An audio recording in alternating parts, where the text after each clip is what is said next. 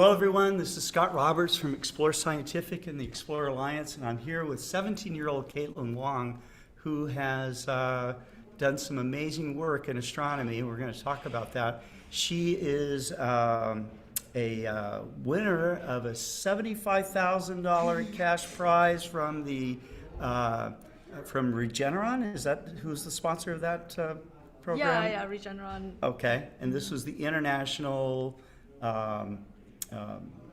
Science and Engineering Fair. Was that held in San Jose or where you're from? No. That was held in Dallas, I think. Dallas. Yeah. Okay. All right. Well, great. I mean, it's amazing to have you here. You are also tied for first place for the National Young Astronomers Award that will be presented tonight here and at the 2023 Astronomical League Conference here in Baton Rouge, Louisiana, and so it's great. You were on a panel. I was watching you give some some background there. But let's talk a little bit about. Maybe you can give an introduction for yourself and. Sure. I'm Kaitlyn. I come from San Jose, California, and just really happy to be here in Louisiana. Really thankful for you guys to fly me out, Explore Scientific. Well, it's our honor, and it's nice that she mentioned the name, but we have been underwriting the National Young Astronomers Awards since Explore Scientific was founded in 2008, and before that I worked for Mead Instruments, and so I remember when Chuck Allen first came up with the idea for a National Young Astronomers Award back in the I think mid-90s, and we always supported awards like that with helping to get the kids out that were winning it, and also supplying them with a telescope, which we're doing. This is going to be your telescope here, as soon as we can ship it to your home. So, but that's not the real reason why we're here. We're here to talk about Kaitlyn and her work on exoplanets, and so. Why don't you tell us more about that? I mean, it seems amazing that amateur astronomers can do work on exoplanets. How accessible was this for you? I mean, to get into this program? Yeah, sure. So I guess the field of exoplanet discovery, a lot of it is pretty accessible. So NASA, they have like the Kepler Space Telescope, K2, and like TESS, which are all publicly available data. But the problem with a lot of it is the intensive computation needed. And so a lot of the original discoveries have been done by researchers in university labs or by the NASA team who have access to supercomputers. And so they needed a really fast computer to crunch the data. Which most high schoolers probably won't have access to. Right. And so to make original discoveries, which is pretty exciting, I think. So what I did was I created an algorithm that can work on a home computer or just using a GPU card. And so the lab. So I work with the professor, and he has a pretty old card that can so I take it can run a lot of computation that a supercomputer can. And so is this GPU card expensive or? There are so many different models of GPU cards, and so they can range up to really expensive, but they can also get pretty cheap and simple. And so a lot. How about the one that you used? Was it a expensive one, cheap one? A few $100. Pretty old, yeah. Okay, but it still worked, right? Yeah. And so you hacked the system, so to speak, right? Kind of, to make it run faster, or what did you do to make? What did this algorithm do? So the planets that I search for, ultra short period planets, they're small, and they move really fast, and so to detect them requires I mean, it's a little complicated, the math, but it requires really high precision, and so Okay. that requires intensive computation. I see. And so I kind of like took like a complicated algorithm and simplified it so that it can be run on a GPU. Wow. Because, yeah, like the way a GPU... That's genius.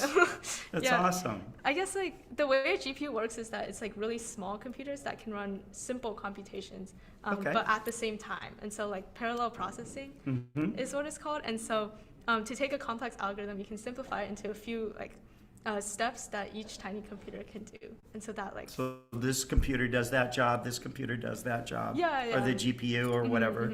So yeah, it can And run... your algorithm kind of splits that up and shuffles that into the... Yeah, so it runs like 16 threads of Okay. 64,000 data points simultaneously. And so... 64,000. Okay. Oh, yeah, the length of a light curve. And Okay. then this way, it's able to increase speed by 120 times the previous Wow. method. Wow. So, okay. You do this, you hack the system, you make this algorithm. What were your tests like? I mean, how did you, what's the evolution of this whole algorithm? Yeah, I guess like a lot of it was just like I just like had like with the initial idea, I was really excited, but a lot of it is like trial and error. Sure. Especially so the first time I tried implementing the original algorithm, phase folding algorithm on a GPU, it was actually slower, which was Oh, it slowed the because- system down? Oh yeah, Okay, yeah. all right. It's because like it's not the original algorithm isn't compatible with parallelization because it has like cross dependence of data points. So like Okay.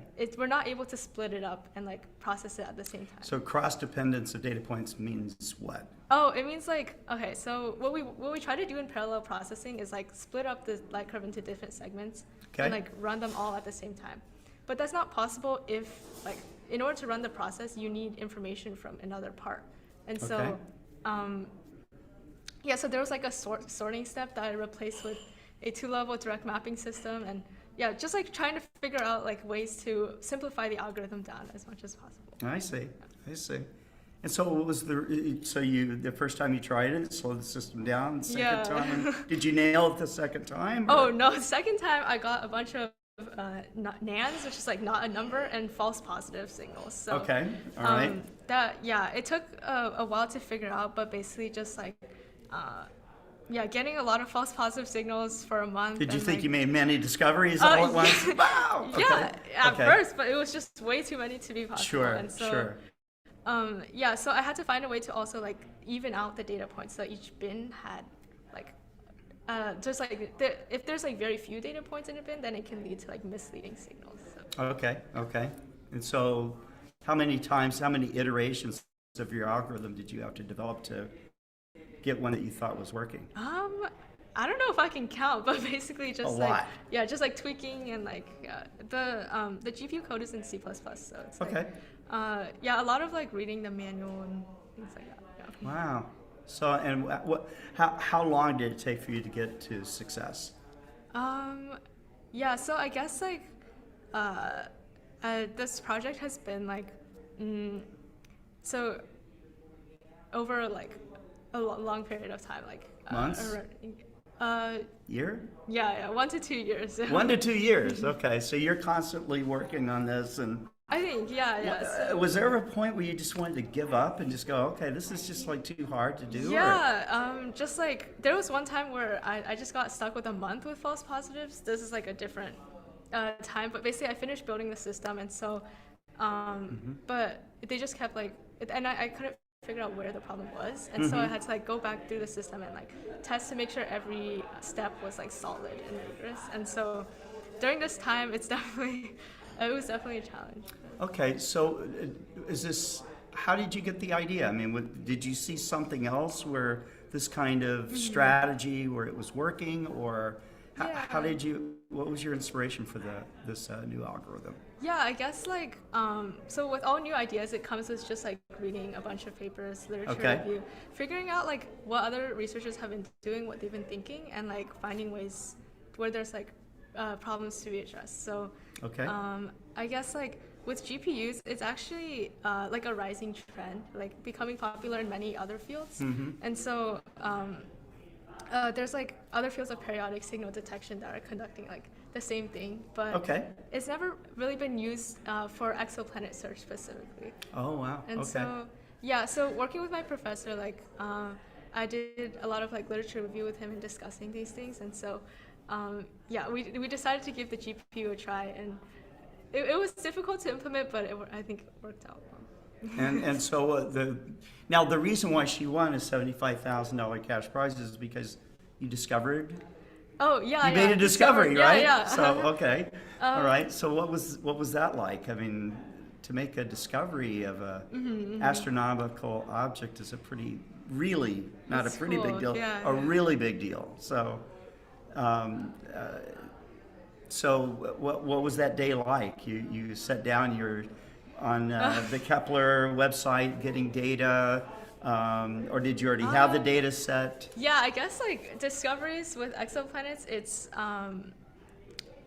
so a lot of verification. So I was looking at the signal and checking like all these different ways where it could be a false positive signal. Okay. And I was able to rule all of them out. So then, yeah, just like me and my professor, we were like looking at the results and like, yeah, this could actually be real. And wow, it was just so that must really have been exciting. Pretty thrilling at that point when you had that. Well, that's fantastic. Who, by the way, who's your professor? Let's give him a shout out. Oh, yeah, Dr. Guy. Dr. Guy. Guy, okay. University of Florida. University of Florida. So there we go. That's awesome. That's awesome. So, this is your is this your first research project, or have you done others? Yeah, I guess I've worked with. The way I started out was like more of a CS background, so I've like conducted my own research in other fields, and like I like went through a lot of training for like how to do literature review and science techniques. So, yeah, but this is like my first and main like. It's huge. Project. Yeah. It's amazing. It's amazing. Did you have? I mean, did you approach this as like a problem to be solved, or did you approach this because you had a deep interest in astronomy? What do you think? Yeah, I think like ultra short period planets. I just thought they were like cool because they're a mystery to scientists, like how they form. So like we found you mentioned one. I mean, some of these things go around its parent in star in less than 24 hours, right? Yeah. Wow. So really hot, really fast, or extremely close to their host stars. And so we found so many of these objects, but we're not able to explain how they're able to form and survive in like these. So they don't fit in environments. standard models that we have a planetary formation, I guess, today. Yeah, which is mainly based on our solar system, but a lot of times it's really different. Very interesting. Very interesting. Now, I was talking to Leon earlier, who was the other first place winner, and I asked him, how does he, or has he tried to get other young people interested in doing science? This process of science is, I mean, it's a big learning curve, right? Yeah. And did you find that getting into science came to you naturally? Was this something that, was it easy for you, or was it, were there challenges, like some kind of mathematics was difficult for you? Or Definitely, yeah. I remember my first Brown dwarf paper. I was doing a literature review on that, and just like the first paragraph, so many words I couldn't understand. I Googled all of them, found their definitions, and afterward, I still couldn't understand like what they were trying to say. And so, really, just like it's hard to like dive into astronomy, and it's easy to get intimidated by these like symbols or like complex jargon. Complex jargon, scientific terms, equations, stuff like that. Yes. Most amateur astronomers, including me, I don't look at equations and go, oh yeah, that's great, okay? Yeah. I look at equations and it looks like a foreign language to me, okay? I've gotten better over the years in looking at some of this stuff, but the scientific process is something that a lot of amateur astronomers could get involved with, and they don't. They're organically in love with the sky, organically love the beauty of these objects and stuff. But there is a beauty to science and the discovery of things and all the rest of it. So your name is obviously on a science paper, right? Maybe multiple science papers at this point. Oh, yeah. I've written papers and I'm working hard to get it published this summer. Oh, wow. With Okay. NYAA, so Okay. monthly notices of the Royal Astronomical Society. Okay, great. And I mentioned earlier about the challenge of getting involved with this. Do you encourage other young people to get into science? Are you involved with clubs, or have you started anything to, Yeah. because there's people that are like borderline. They don't know where they're going or how they're going to get there. And it seems so daunting, to get involved. I agree. Yeah, definitely. It's a tough process, and so, I guess I've been speaking, just Okay. coming here to NYAA, and also I've been giving talks. So with the nonprofit Junior Space Explorers, so students in Zimbabwe, which I Okay. did a few weeks Zimbabwe, ago. okay. Yeah. Wow. Just to talk about the process that I went through and all the challenges. I think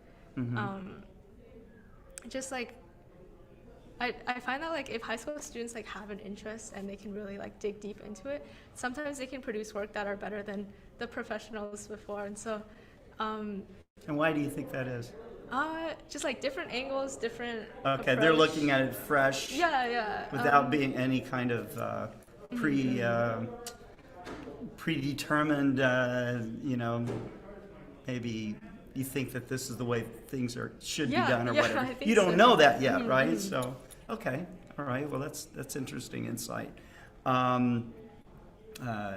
You graduate this year, or? Oh, I'm a rising senior. Yeah. Okay, all right. And you plan to obviously go to university. I mean, do you already have these goals and a roadmap laid out, or are you still kind of? Yeah, just figuring out where I want to go in the application process. I see. And what's your dream university? My dream? Yeah. So I want to leave the Bay Area, but Okay. It's a cool place to live. but just want to experience something different, I guess. So, Okay. In this country, another country, or? Oh, other countries, yeah. Other countries, okay. Or for this country, maybe MIT. Yeah. Okay, great school, yeah. So you've accomplished this, you've got a discovery under your belt that must have opened some doors for you as well, I would imagine. You got a $75,000 cash prize. They'll go towards tuition, I imagine, so, Yeah. right? So what's next in your research adventure? Yeah, I guess just publishing my work so that other researchers can interact with it, see how that happens, and Right. then afterward I want to release my algorithm open source so that Okay, that's yeah. wonderful. That's like a gift to the world. So, Yeah, I hope Awesome. so, yeah. wow. Okay. Well, I learned about all this afternoon, before, because I knew I was going to have Kaitlyn here to talk about all of this stuff, but I didn't realize that she had made this algorithm, and I think that is a wonderful and amazing story, because I just go, wow, yeah, she hacked it, but I didn't know that that was difficult for you. Leon and I talked about failure, and a lot of people give up when things don't work out. Why did you keep pushing on? Was it other people saying don't quit, or was this you? I guess just a lot of it was help from mentors, just having these discussions where we can figure out where things went wrong. Right. But also, part of research is just being like stubborn, maybe blindly stubborn, but that's just like how I was born, I guess. Awesome. Awesome. So you have a big family, you have brothers and sisters, or? Oh, yeah, I have one brother. So. One brother. Okay. All right. Very good. And you've grown up your entire time in San Jose, or is this? Yeah, pretty much. Great. It's a tech city, so Yeah. good influences and stuff. That's great. And who were your biggest influences growing up? I think, yeah, probably my mom. She's Oh. like, I don't know. I would just like go on like everywhere I walked. I would just like ask her questions, just like pester her with questions. Maybe too much, but she was like kind of where I learned about the world. The world Sure. you see. Sure. That's what moms and dads are for. Yeah. That's what they should be for anyway. So, right? Well, Yeah. wonderful. So tonight you'll get your prize, and we'll be sending that telescope to you. And if Yeah. there's anything we can do to help, I think you're going to make big changes in the world. And congratulations. Yeah. Thank you. Yeah. Yeah. Really nice talking to you. You too. Okay. Thanks very much, everyone.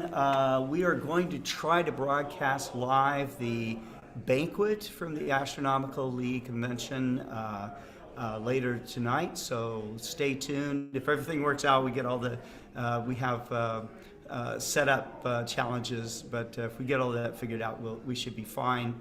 And thanks for tuning in, and we'll be back.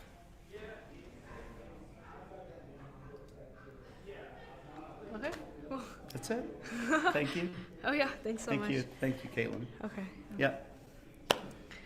Leon said the microphone didn't work last time. Yeah, Yeah. it was put on mute, so That's great, that was yeah. the problem.